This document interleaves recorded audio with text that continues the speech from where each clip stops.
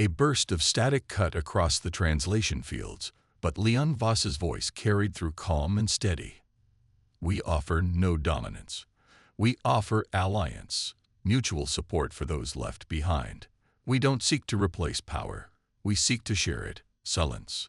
The Assembly of Tarisha, an architectural marvel carved into the orbiting rings of Juran, glimmered with crystalline light. 100 balconies hovered midair, each occupied by delegates whose worlds once ruled or rebelled across the stars. The obsidian floor beneath Voss reflected the banners of the great powers, dim, brittle in the shifting light. The ambassadorial seat of the Scarine Dominion shifted, their trio of mouths curling upward in synchronized disdain. Beside them, the bulk of the Kala Triarch flexed its 6 arms, twitching near their belt holsters. Voss didn't move. Many of your civilizations once stood where the periphery stands now, he continued, lifting his gaze toward the higher balconies where the lesser species gathered, perched on platforms that felt more like cages than invitations. The Earth Union proposes a coalition for mutual autonomy, aid, defense, resources for those who seek sovereignty without chains.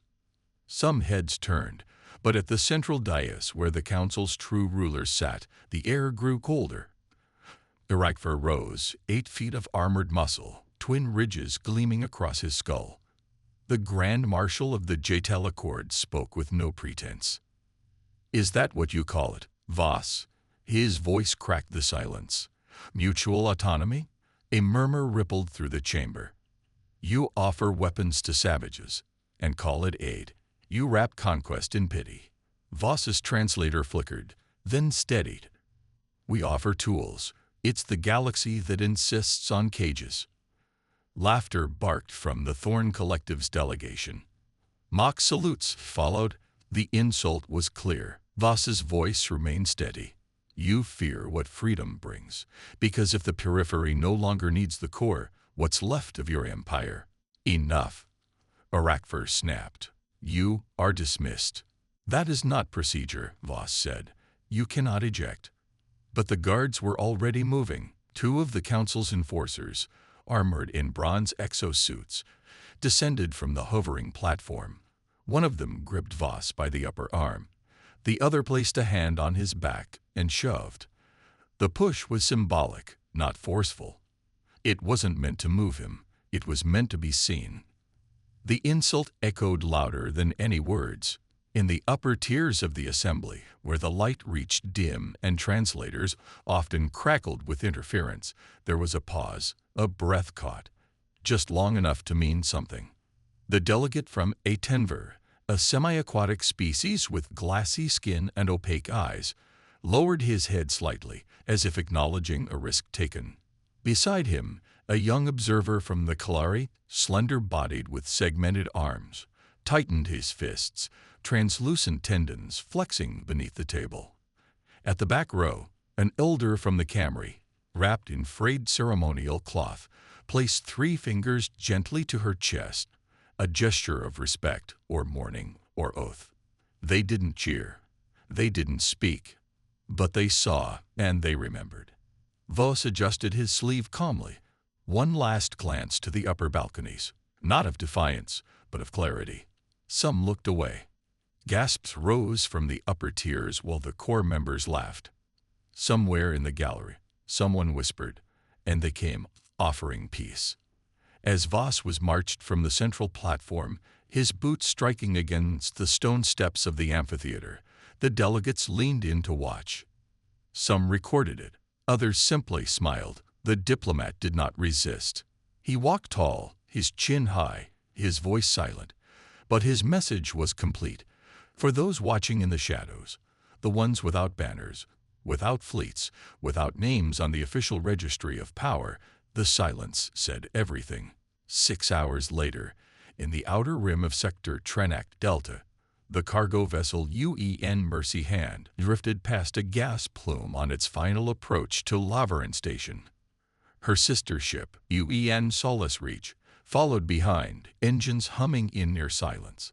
They carried medical supplies, food canisters, basic power cores, unarmed, unescorted, and stamped with diplomatic seals. Cargo bays filled with cryopods and relief equipment, everything marked for the colonies displaced by skirmishes no one claimed responsibility for. Captain Rail Morgan sat in the pilot's chair, jaw tight as he watched the grav field ripple unnaturally. "Something's wrong," he said. His co-pilot, Soren Kells, leaned forward. "We're still 2 minutes from safe lane transition." "Nothing on the scope." Morgan frowned. "Recalibrate." "Wait, there. You see that distortion near the beacon? That's not background radiation." Then the alert hit. Sensors flooded with hostile designations. 3 Dread-class interceptors, flagged with Council sigils, dropped from hyperspace at weapons range. No hails, no queries, no demands. Only a single broadcast on a wideband channel. "UE vessels, you are in violation of restricted military space. Prepare for immediate detainment or destruction. Restricted," Kells said, voice tight. There was no notice. The first missile struck Mercy Hand mid-keel. There was no time to scream, no time to react. The vessel fractured clean through her spine, the explosion washing across the black in a blistering arc of blue flame. Debris spun in slow motion, a silent carousel of wreckage and molten metal. Inside Solace Reach, Captain Rail Morgan froze for a heartbeat. The reflection of the fireball bloomed across the glass of his visor, bright enough to burn into his vision, real enough to sear into memory. His breath caught. Kells stared, wide-eyed. "Gods, broadcast now. All frequencies," Morgan snapped. Kells hesitated, just a second too long. "Now, damn it," Morgan roared. The co-pilot keyed in the command, the channel opening with a sharp ping. Morgan leaned forward. His voice didn't shake. It struck low, measured, final. "If this is how you answer peace," he said, "you'll regret this war." Then the second missile came, the screen filled with fire. Across the galaxy, fragments of the broadcast echoed through relay towers, pirate comms, backdoor diplomatic channels. No official feeds carried the footage, but the explosion was recorded, rebroadcasted, and dissected before Earth even released a statement. And in the dark corners of unregistered colonies, where diplomats never arrived, and where promises were always paid in blood, one sentence burned into memory like seared metal: "If this is how you answer peace." The war hadn't been declared yet, but it had already begun. The transmission replayed again. Low, fragmented, raw. "If this is how you answer peace," the voice crackled through the comms, "you'll regret this war." In the slums of Tyron's Reach, a half-frozen mining colony on the edge of Val Sector, an old projector buzzed to life above a food line. Dozens turned. The image of a cargo vessel engulfed in fire lit up the frost-covered metal walls. Someone in the crowd whispered, "They killed them for medicine." In the orbiting junkyards of Cressel Minor, where refugees picked through husks of forgotten ships, a child replayed the clip on a salvaged panel, eyes wide, unmoving. Her father stood behind her, fists clenched. "Earth didn't beg," he said. "They warned." On Dravanel Station, deep inside a trade lane used by smugglers and exiles, the encrypted feeds lit up first. Pirate crews paused. Sellsword stopped mid-deal. The phrase looped again and again, in a dozen languages. Some laughed. Others sat very still. The message traveled faster than any official newsfeed.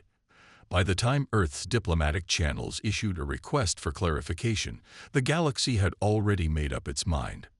On Mars, beneath Olympus Mons, the red dust fell in silence over the entrance to the UEEC's subterranean command complex. Inside, the temperature held steady at 14 degrees C. The air filtered with military precision. The emergency session began without ceremony. 17 men sat in a recessed semicircle around the hollow table, their expressions carved from stone. Hollow feeds flickered images of destroyed aid vessels, intercepted transmissions, and council spokespersons denying all knowledge of the attack. General Joseph Mitford stood with his arms folded behind his back. He wore a dark blue uniform stripped of any decoration beyond the Earth Union seal on his chest. His face was deeply lined, his close-cropped hair graying at the edges. "Spin it however they like," said Director Vallon, Earth's liaison to the Galactic Council, voice tight with frustration. "They're denying it was sanctioned, blaming a rogue patrol unit. They streamed the second kill," Midford interrupted. The room didn't breathe. Even the hollow feed flickered as if ashamed. Deliberate broadcast. No warning. No survivors. He nodded toward the image frozen on the table, a frame-by-frame of the explosion that consumed Solace Reach. This was a message delivery. "What do you propose?" asked Admiral Deng, head of Orbital Fleet Operations. "I don't propose," Midford said. "I act." The room shifted. "We deploy strategic decentralization. No formal declarations, no posturing, no ambassadors. We take the fire to the edges of their empire, and we light the whole damned thing from underneath." A young analyst at the back, Lieutenant Kareem, adjusted his tablet. "That would require bypassing direct engagement protocols." "Yes," Midford replied. "It would." "Sir," said Commander Juno, the only woman present, her tone crisp, "what exactly are you activating?" Midford finally turned to face the full circle. "Initiate Black Directive. 24 planets. Selective insertion. Advisors, not occupiers. Tactical cells only. Start with those closest to the breach lines, and those who've been waiting for an excuse to rise." He paused. "They just got one." Admiral Deng sat forward. "You'll need authority to coordinate all forward assets." "I'll have it," Mitt said flatly. Deng didn't answer. He simply nodded. Encrypted orders flickered across secure channels. On Ganymede, a recon vessel went dark and disappeared into the shadow of Jupiter. In the deserts of Proxima's fourth moon, an old comms tower burst to life, its array quietly reoriented toward the drift colonies in the darkened cluster. A mercenary captain named Kellen Farrow received a short pulse through a dormant implant. He stood, threw his drink aside, and boarded his ship without a word. On Varela 9, a quiet agricultural colony, 6 satellites changed orbital parameters within 30 minutes. In the ruins of an old military depot on Laros 3, a hangar long considered abandoned lit up with coated strobes. Cargo drones buried in dry dust activated and began loading modular crates. The air cracked with static. Somewhere deep, a forgotten generator screamed back to life. Not all who received the message were human, but all had been trained by them, advised by them, given one chance, just one, to push back. They did not ask why, they asked when. Hours later, a single transmission was broadcast across Earth, Luna, Mars, and all colonies within core Alliance territories. The man on the screen was alone, no backdrop. No flag, no insignia. Mitt. His voice came steady, cold. "No more proposals, no more apologies. They answered peace with fire. Now they will answer to us." He paused, letting the silence stretch. "To those on Earth and beyond, hold the line. To our allies in the dark, the time has come." He looked directly into the lens. "They crossed it first, now we cross back." The feed ended. Dust settled across the shoulders of Commander Hariv as he stepped through the shattered wall of the Korgath Prime outpost. The air was thin, noticeably so. He adjusted his rebreather without concern. "Clear," he muttered. Behind him, 30 Jadari shock troops advanced in perfect formation, their dark red armor gleaming under the synthetic lights of the landing corridor. Each step echoed with the assured cadence of a conquering force. Their helmets hissed softly as they filtered what little oxygen remained in the air. "This installation was marked operational," barked Lieutenant Drex, checking his hollow slate. "Atmosphere levels shouldn't be this low." "Faulty systems," V replied. "These Dirt 1 rebels barely know how to seal a bulkhead. We secure the area, then move to the northern ridge. Orders are to make this quick." They didn't notice the sealed vents or the missing backup generators or the flicker of inactive defense panels, modified to look broken but rigged for remote activation. It wasn't neglect. It was design. From deep within the substructure, unseen by Council optics, a pair of dark eyes watched through a narrow slit of corroded wall. Daramek tilted his head, whispering into the cracked comm link fastened to his collar. "They've breached Section Alpha. Brothers on, just like they trained us." A voice came through, low and calm. "Copy. No fire until they're under." Mech adjusted the hose strapped to his mask and backed away into the shadows, past rusted piping and clusters of barbid fungus native to the deep rock layers. Behind him, 6 Korgothi fighters waited, broad-shouldered with skin like cracked obsidian and jaws lined with bone ridges. They didn't speak. They just nodded. A week earlier, the humans had arrived without ceremony. No banners, no fleet, no grand speeches. Just 3 unmarked ships and 2 men with tired eyes and hard voices. Captain Hermes Brainer was the first to speak in the council chamber buried beneath the mountains of Lower Korgoth. "We're not here to take over," he said. "We're here to help you burn them down." He laid out schematics, tunnel designs, weakness maps for Jadari infantry formations, modified air cycler sabotage procedures, trap layer protocols, combat spacing for subterranean maneuvers. His second, Lieutenant Marcus Rowe, taught by showing, hand-to-hand in the tunnels, how to strike low where armor couldn't bend, how to plant a charge and vanish into the stone. He didn't speak much, but his movements told stories.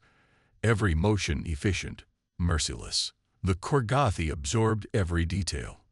They didn't ask where the humans had learned these tactics. They simply adapted. By the 4th day, Brenna stepped back. "They're ready." Yarrow nodded once. "Pull us out. Let them write this in their own blood." Commander V's boots struck metal as he descended into the central corridor. His suit's HUD pinged with motionless readings. No resistance. No traps. No heat signatures. The rebel base was too quiet. "Something's wrong," Drex said. V waved him off. They ran, as they always do. V took one more step. Then the wall to their left exploded. A torrent of metal shards, not shrapnel. Cut pipe and wiring, sharpened into darts. 2 soldiers went down immediately, their rebreathers punctured. Another staggered, choking. Then the lights died. In the flickering aftermath, a figure dropped from the ceiling. Not a human. Korgothi. Thicker than their files had shown. Faster. He hit the floor with a stone-carving blade in each hand and drove one clean through the neck seam of the nearest Jadari.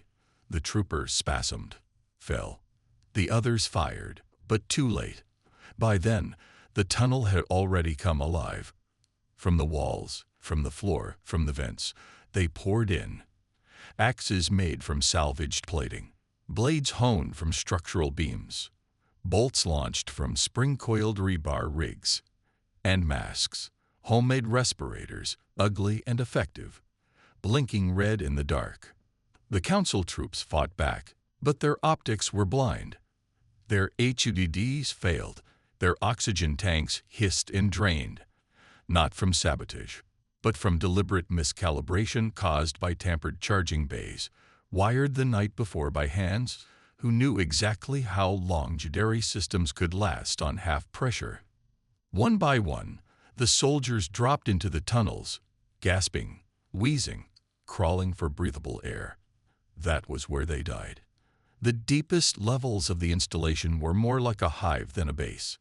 Cramped passages layered with heat residue and stone ash. The rebels did not chase in straight lines. They folded around the enemy, trapping them with collapsible grates and crumbling debris barriers. Every turn was a funnel. Every open space a killing field. They moved like the tunnels had taught them, curving, ambushing, bleeding the ground dry. Lieutenant Drex made it farther than most. He stripped his helmet, blood pouring from a gash above his eye, and stumbled into a junction chamber filled with machinery he didn't recognize. He raised his rifle, fired, hit nothing. From behind the humming core, a single figure emerged, bare-chested, coated in black dust. Korgothi, taller than Drex expected, eyes lit with something feral. Drex raised the rifle again. The Korgothi didn't flinch. A wire snapped. The floor dropped. Drex fell into the lower shaft, screamed, then stopped. At surface level, the Council's command shuttle received the last garbled ping from V's armor transponder before it, too, went dark. No survivors. When the recovery drone arrived 3 hours later, it didn't descend. It hovered just long enough to record the scene, laid out at the base of the entrance tunnel. 34 Jadari bodies, stacked in silence, their weapons placed neatly beside them, their helmets removed. Above the corpses, pinned to the wall with a jagged metal rod, was a black banner improvised from shredded supply canvas.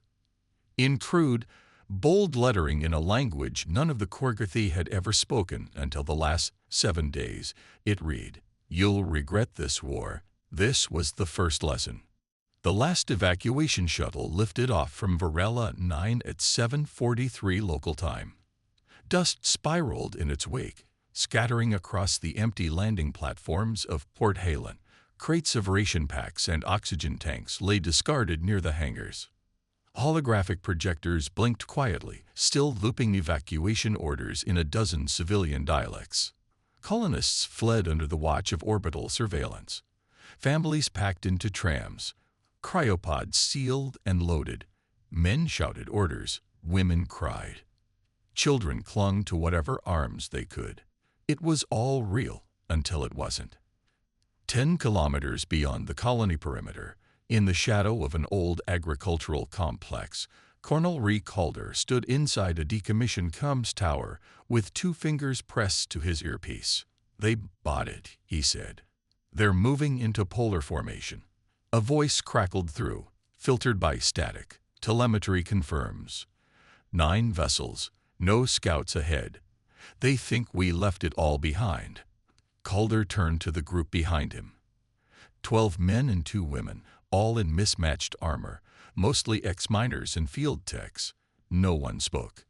To Calder's left, an older man hunched over a display console that once managed irrigation data for corn hybrids. His name was Laro Danik, former satellite engineer turned weapons tech.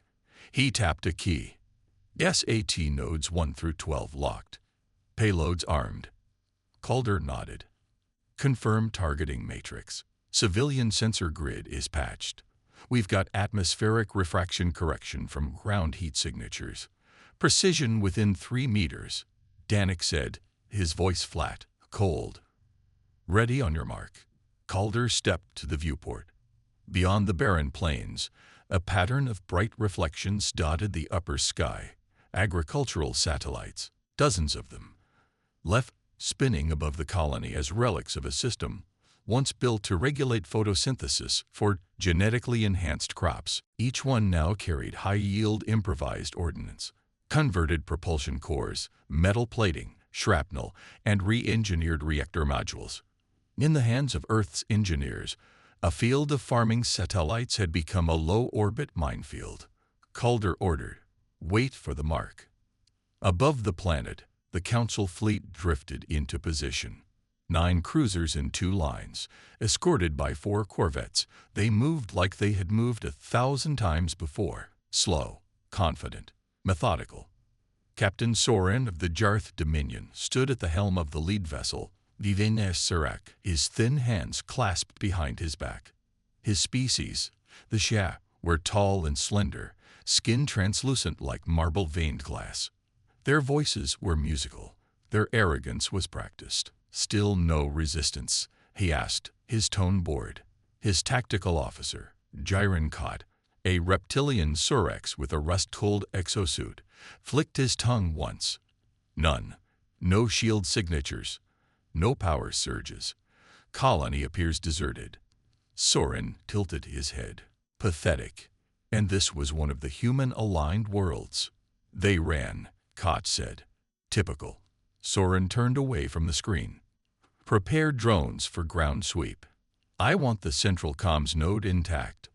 Their recordings may be. An alarm chirped. Sir, Cott said. Wait, there's a shift in orbitals. Thermal rise and atmospheric fringe. Multiple points. Soren frowned. Weapon signatures? No. Agricultural tags. Old satellite IDs. Some still have council codes. Another pause. Then the satellite images updated. The units were moving.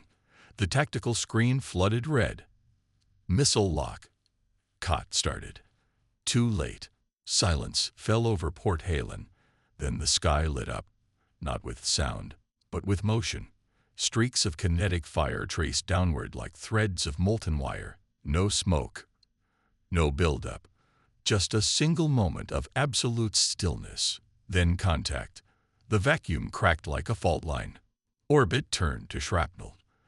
The sky fell in silence, and fire came without mercy. The Serac never had a chance. Its shield lattice collapsed under the stress of 6 simultaneous impacts. The hull cracked down the middle. Its fusion core ruptured. The explosion didn't sound like thunder. It sounded like bone splintering in vacuum. The second ship, Travis Hunt, attempted evasive maneuvers, but its rear engine pod caught a burst of metallic shrapnel. The reactor overcorrected, then ignited. One after another, the ships died. Clean, calculated. No dog fights, no hail requests, just targeting solutions and impact. On the ground, inside the comms tower, Danik was already inputting the next sequence. Next wave programmed. South arc sweep. Remaining SATTs are primed. Calder's voice didn't change. Fire again. In space, 3 more satellites reoriented with mechanical precision. Their payloads were smaller, focused strikes meant for bridge sectors and power conduits. On board the corvette Courage Toll, a last-ditch transmission was broadcast in panic. The signal crackled, half-jammed, caught by a relay tower in Varella's southern hemisphere. They're not fleeing, they're not. It was a trap. They weren't fleeing. It's a trap. The signal drowned in silence. By the end of the hour, all 9 council ships were gone. What little wreckage remained rained into the upper atmosphere and burned as streaks of red light against the purple sky. At the edge of the old comms tower, Calder stepped outside and looked up. Behind him, a woman emerged with a folded black banner and climbed the support scaffolding. In silence, she hung it from the edge of the broken dish. The wind caught it and pulled it wide, like a verdict handed down from the dirt below. And for a moment, Varela 9 looked peaceful again. The Jadari occupation force marched through the central avenue of Z4 Limbus, beneath banners of the council's crest, flanked by civilian towers, and hollow-eyed locals pressed against building walls. The rhythmic thump of synchronized footfalls echoed off concrete like war drums. Troop shuttles hovered in low orbit above the skyline, a show of force casting shadows longer than the buildings themselves. Major Velserin stood atop a mobile command platform, helmet tucked under one arm. His gray skin shimmered faintly under the neon lights of the city's core, a Narel, 4-eyed, bioluminescent veins across his temples. Kieran radiated the quiet, practiced menace of a man convinced his war was already won. Population compliant, reported Captain Dresk, a squat, bristled Shuran officer in polished silver armor. No visible resistance. Broadcast loops have neutralized crowd energy. Kieran surveyed the silent city, tower windows dark, public hollow screens routing pre-approved messages of unity and order. And below, civilians watched the parade of occupying troops with unmoving faces. Blank. Defeated. Keep them watching, Kieran said. They should know who owns them now. He raised a fist. The march halted. At the center of the square, directly across from the old colonial palace, stood a government annex. Tall, black-paneled, its side wall facing the plaza like a blank canvas. A second passed. Then another. Without sound or warning, the entire wall erupted into fire. A column of flame burst outward with such force it cracked the nearest troop transport side plating. The explosion didn't just detonate, it branded the air with fire, each letter seared into vision like a curse spoken in flame, traced across the sky in searing orange. UOLOREGRETTHIWAR. Before the smoke cleared, the first shots rang out, not from windows, from beneath. Manhole covers burst open. Grates flew into the air. Cracks in the pavement split wide, and from the sewers, from the utility shafts, from the heat vents and delivery chutes came the humans. Black armor streaked with city dust. Night vision visors, silencers mounted to compact rifles. Every squad emerged in perfect timing across the city, near transit hubs, water junctions, civic towers. They didn't scream, they didn't broadcast, they executed. The first wave of Judari fell before their formations could tighten. Major Kieran ducked behind the side of the command platform, blood already streaking down the plates of his left gauntlet. Ambush. Sector-wide, Dresk shouted, his voice rising over the chaos. Multiple insertion points. Underground infiltration. His sentence was cut short by a sharp crack. The sound of a shaped charge, breaching the rear power node of the mobile HQ. The platform exploded from the inside, throwing Kieran and half his command staff through a shattered store window. By the time he stood up, the square was fire. Across the southern quarter, in the shipping district, Council forces scrambled to regroup, only to find their support bots malfunctioning. A delivery unit, CIVB-OT Model 9, spun out of its route and collided with a wall, then detonated, releasing an EMP burst that disabled local sensors.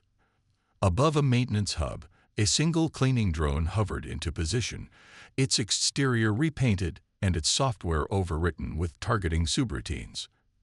It released 3 charges into a fuel conduit network. The detonation leveled a full street corner, collapsing it into a cratered mess of steel and flame. From the rubble, a single figure emerged. Sergeant Elias Corin, Earth Special Operations. He signaled with a sharp flash of light toward a mirrored building facade. Snipers responded. Judari officers dropped before they could organize. Every strike was timed. Every detonation coordinated. Inside the command net, only static. Then, just once a voice came through, grainy, measured, irrefutable. No banners of theirs in this city, only ours. Burn the symbol. Take the center. MIT. The signal cut out. It didn't need to return. By nightfall, the old palace was surrounded. Judari forces had retreated to its interior, converting the marble-floored halls into defensive choke points. But the resistance didn't charge blindly. They sealed the exits, collapsed stairwells, cut power to the emergency lifts. Then they waited until heat sensors inside the walls began to rise. Uncontrolled fire, oxygen starvation, panic. At 2:19, the western wall caved inward. Corin's unit advanced through smoke and ash, dropping the last 2 defenders in a precise, silent motion. No more defenders, no more flags, only smoke, silence, and scorched marble. The palace was theirs now, and nothing of the old rule remained. At dawn, the people of Z4 Limbus stepped into the streets again, not out of fear, but to see if it had truly happened. It had. The civic hollow screens no longer looped the council's anthem. Instead, they displayed a single frame, the fire-born sentence etched into the wall, caught mid-burn, a message not broadcasted but carved into memory. On the central spire of the palace, where once the insignia of the Judari hung, a new banner rippled in the wind, stitched in coarse black fiber cut from scavenged dropship plating and nothing else. The first riot on Turvan started with silence. No chants, no slogans, just a crowd of dock workers standing still in front of the regional headquarters of the council liaison office. 10 minutes passed. Then one of them, a young man in tattered mining gear, climbed the building's facade and tore down the blue and gold insignia of the Galactic Council. The crowd didn't cheer. They watched as the emblem hit the ground. Then they moved. In less than an hour, every checkpoint, surveillance node, and transit barricade in Turvan's lower sector was burning. By midday, an unregistered transmission pulsed through the city's local net. A grainy loop of the Z4 Limbus annex wall caught mid-flame, the words frozen in searing red. Across the stars, the same signal appeared again. On Telsor Prime, a planet long declared neutral, Chancellor Rayner stood in front of the Interworld Council dome and spoke with authority. The Earth Union did not declare this war, he said, but they are fighting it, and we would be cowards not to see the truth in that. Behind him, banners shifted. The talus or crest was lowered. In its place, a black field unfurled. The words stitched across it read what 1,000 broadcasts had failed to erase. In the outer districts, spontaneous celebrations erupted, not out of joy, but defiance. In the orbiting media rings, pirate broadcasters hijacked council channels and overlaid video feeds from Korgath Prime. Jadari corpses stacked outside tunnel mouths, the banner behind them stark and silent. On Cesari Station, a freighter captain named Juno Malik, known for neutrality and cargo smuggling, dumped his council contracts on live feed. They paid me to run supplies, he said, but they didn't pay me to stay quiet. I've seen what's happening, and I know which side I want to be standing on when the dust settles. The broadcast ended with a single frame, Mars from orbit, with Earth's black ships moving in unison, like silent wolves through shadow. In the core worlds, the fractures began. At the Council's central chamber on Core Ease, the weekly deliberation spiral dissolved into shouting within minutes. High strategist Theos Malik of the Jatel Accord slammed a clenched fist on the crystal table. You promised control. We see collapse. Across from him, Envoy Loren of the Vihani Collective, skin like obsidian silk, responded coolly, perhaps collapse is what happens when you rule by fear and call it order. They're planting flags in open revolt, shouted another voice. Screens around the chamber displayed synchronized feeds, a planet in Sector Varn, where protesters filled the sky bridges, hurling council drones from rooftops. Another in the M-Reach, where military officers defected mid-patrol and joined the local resistance. The delegation from the Austra's Dominion disconnected their line mid-session, refusing to speak, refusing to vote. For the first time in 3 standard decades, a call for re-election of Council Command Authority echoed through the chambers. On the fringe world of Nexus 7, once a forgotten mining outpost now transformed into a forward operations base, General Joseph Mitford stood at the edge of a tactical holo-display. Streams of real-time data flowed through his fingertips. Planetary resistance networks, supply chains, Council fleet movements all rendered in perfect clarity. The room hummed with activity, communications officers relaying encrypted messages, strategists tracking operations across a dozen systems. Korgath Prime has gone completely dark to Council sensors, reported Commander Ellis, a former colonial security chief with a cybernetic left eye. Their orbital surveillance grid is disabled. And Z4 Limbus? Mitford asked without looking up from the display. Fully secured. Local leadership has been established with minimal Earth presence. They're flying the banner at every major junction. Mitford nodded. Good. What about Sector Turin? A woman stepped forward. Carnal Meyer eyes, dark hair cropped close to her scalp, the left side of her face bearing a thin scar from temple to jaw. 7 systems showing active resistance. 3 with successful operations. Council forces are stretched thin trying to maintain control. They're pulling reinforcements from the inner rim. Exactly as predicted, Mitford said, the ghost of a smile crossing his face. They can't be everywhere at once. The doors to the command center slid open. A tall, slender figure entered, Leon Voss. The diplomat's formal attire was gone, replaced by a simple gray uniform with no insignia. His eyes were tired but clear. "You should see this," he said, gesturing toward the main view screen. The feed shifted to an encrypted broadcast from the Central Worlds Network, the Council's official propaganda channel. On screen, Grand Marshal Arakvar stood on a raised platform, flanked by armed guards. His voice boomed with practiced authority.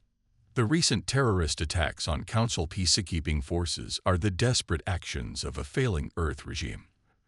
These cowards hide in the shadows, manipulating vulnerable populations into acts of violence against legitimate authority. The Council reaffirms its commitment to stability and order. We will increase security measures in all peripheral zones. Any world harboring Earth operatives will face immediate military response." The broadcast cut to footage of Council dreadnoughts moving into formation above a dusty, red-tinged world. "They're deploying to Meridian," Rais said. "That's a direct escalation." Voss's expression remained neutral. "Predictable. They need a show of force. They need a lesson," Mitford corrected. He tapped a control, and the holographic display zoomed in on Meridian's orbital plane. Meridian houses their largest fuel processing facility in the outer sectors. 3 million civilians. Mixed species. Pro-Earth sentiment is high but unorganized. "I visited Meridian last year," Voss said quietly. "The people there live under constant surveillance. Their resources stripped, their atmosphere polluted by refinery waste." Mitford nodded. "And now they get to watch liberation happen in real time." He turned to Rais. "Activate Operation Sunbreak. All cells." "Sir." Rais acknowledged, her fingers already dancing across her command pad. "You're going to hit them at Meridian?" Voss asked. "With what? We have no fleet in that sector." For the first time that day, Mitford smiled fully. "We don't need one." In the skies above Meridian, 7 massive Council dreadnoughts hung in perfect formation, their hulls gleaming under the light of the system's twin suns. Aboard the command vessel, the implacable Will, Admiral Koros surveyed the planet below with cold satisfaction. "Deploy the first wave," he ordered. "Standard patrol pattern. I want every major population center under direct surveillance within the hour." "Yes, Admiral." His second, Commander Zeth, responded crisply. On the tactical display, dozens of smaller vessels detached from the capital ships and began their descent toward the planet's surface. Dropships, patrol cruisers, and automated sentinel drones.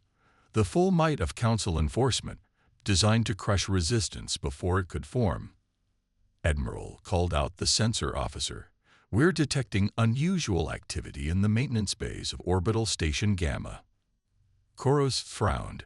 Station Gamma was one of 4 massive refueling and repair facilities in geosynchronous orbit around Meridian, critical infrastructure for the Council's fleet operations in this sector. "Specify," he demanded. Multiple heat signatures activating simultaneously. Engineering systems coming online without authorization. Command protocols being. The officer never finished his sentence. The view screen flashed blinding white as Station Gamma erupted into a massive fireball. The shockwave struck the nearest dreadnought. The sovereign decree. Before its shields could fully activate, the massive vessel listed to starboard, emergency thrusters firing erratically.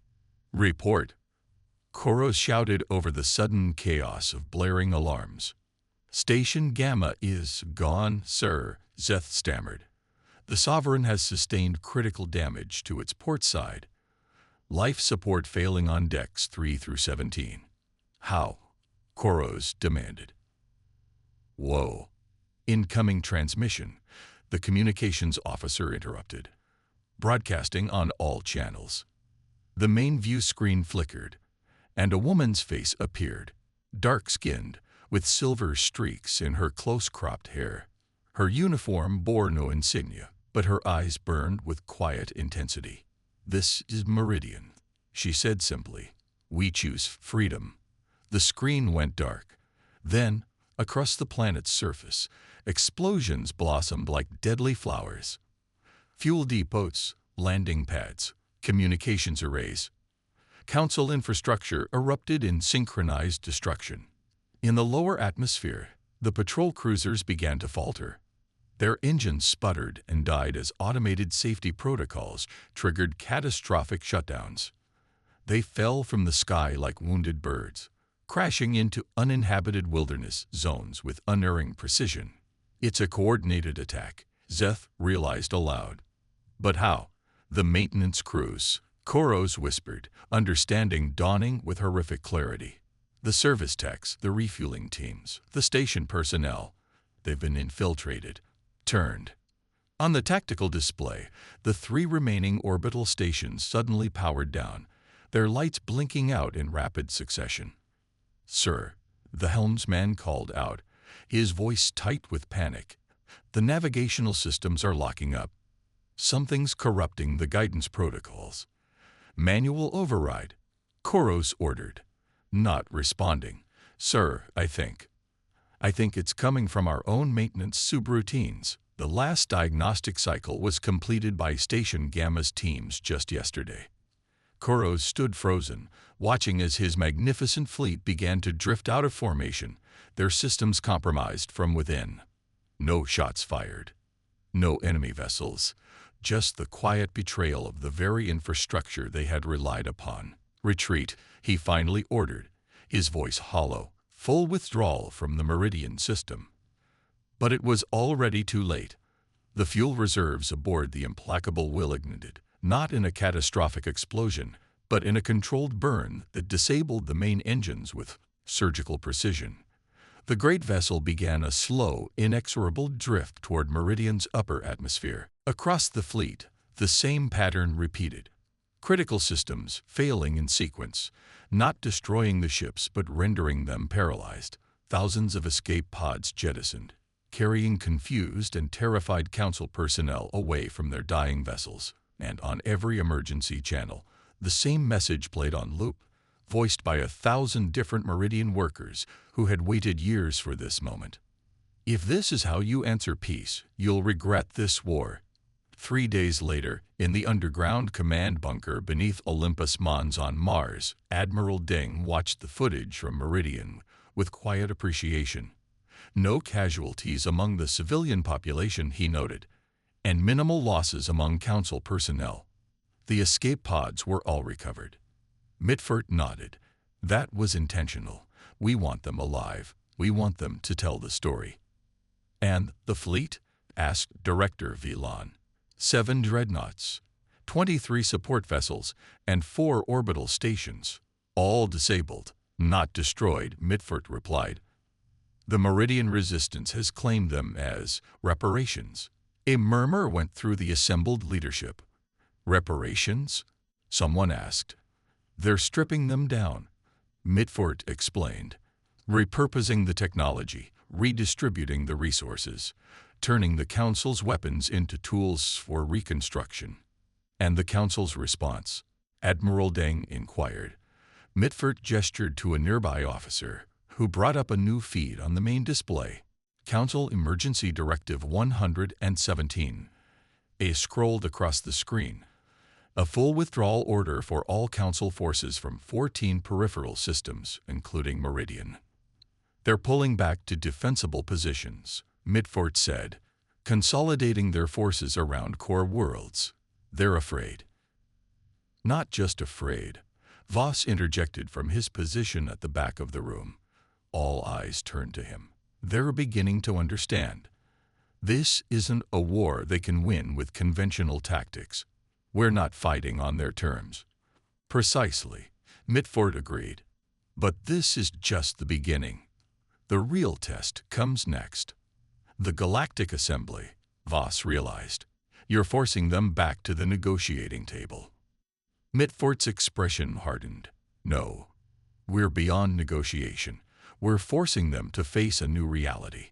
He tapped a control, and the holographic display expanded, showing dozens of worlds across the galaxy, each marked with a pulsing red dot. Every one of these planets has active resistance cells, trained and supplied by Earth operatives. Each one is prepared to replicate what happened at Meridian. The Council doesn't have the resources to fight on so many fronts simultaneously. And what do we demand? Director Villon asked. What is our endgame? Mitford looked at each of them in turn, his gaze unwavering. We don't demand anything. We simply stand aside and let the periphery worlds claim what has always been rightfully theirs: independence, self-determination, dignity, and Earth. Admiral Ding pressed. What do we gain? Allies, Vos answered before Mitford could speak. Not subjects, not dependencies, but true allies. A galaxy where cooperation replaces domination. Mitford nodded slowly. That was always the offer. Alliance, not empire. They rejected it once. They won't have the luxury of refusing again. On Tarasha, the crystalline assembly hall that had once ejected Leon Vos now stood silent and diminished. Over half the delegation platforms hung empty, their former occupants having withdrawn from council proceedings in protest or revolution. The great powers no longer seemed so great, their banners dim, their voices subdued. Grand Marshal Arakvar stood at the central dais, his massive frame somehow less imposing than before.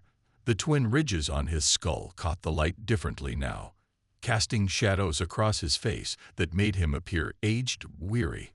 The Council demands an immediate cessation of hostilities, he announced to the depleted assembly.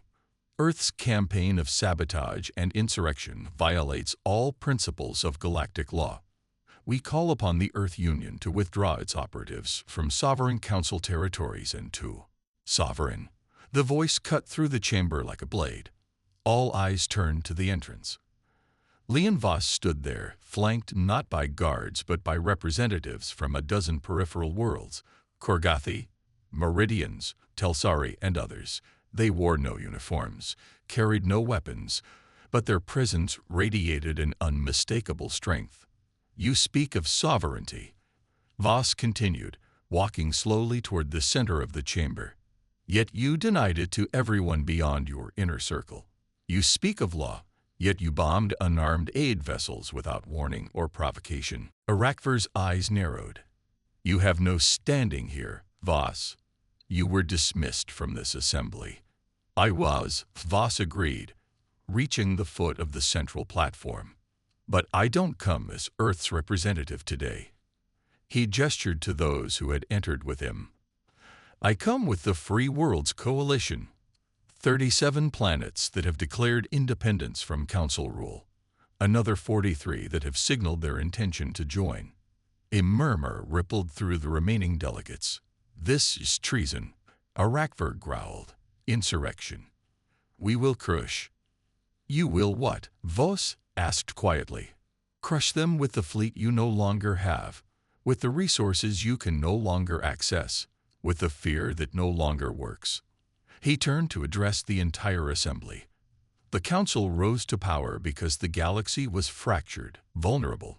You offered protection in exchange for submission. That bargain has ended. From the upper tiers, where the lesser delegates had once watched in silence, a voice called out, Telzer Prime recognizes the Free Worlds Coalition. Then another. The Varela system stands with the coalition. One by one, declarations of support echoed through the chamber. Some from peripheral worlds, others, shockingly, from mid-tier powers that had previously aligned with the Council. Arakvar stood rigid, his hands clenched into fists. This changes nothing, he declared, but his voice lacked conviction. The Council still commands the largest military force in the galaxy. A force with no fuel, dwindling supplies, and crumbling morale, Vos countered. A force that has lost 3 major engagements without Earth firing a single official shot. He stepped closer to the dais, looking directly into Arakvar's eyes. You can continue this war if you choose. Every world you attack will bleed you further. Every victory will cost you more than you can afford to lose. Or what? Arakvar snarled.